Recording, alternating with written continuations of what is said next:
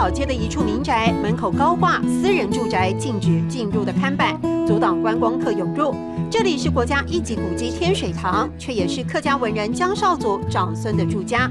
那北埔呢，江少祖他们家是第一个来开发这片土地的。北埔呢，一共盖了3座的天水堂。传统客家大户的建筑，一堂6横户。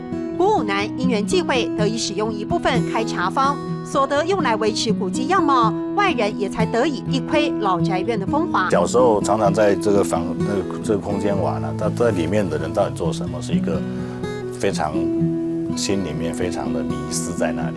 回乡担任古迹解说10多年，古武南看地方望族江家的历史，犹如老朋友的故事。拖鞋是江少祖他的一个堂弟，有堂弟穿过的。常年的日晒雨淋加上重筑，让老房子处处是伤痕。一级古迹的现况让古武南万分不舍。我们的文化资产的想法概念，这来不及古迹的损坏。研究古迹也活化古迹。古武南的文史研究，透过亲身力行，要让更多人领会客家文化之美。今天做我们的排族。这是海陆的，绝对不能背祖。四线就是七堆做唔得蒙本，七堆做唔得蒙本，七堆做唔得蒙本。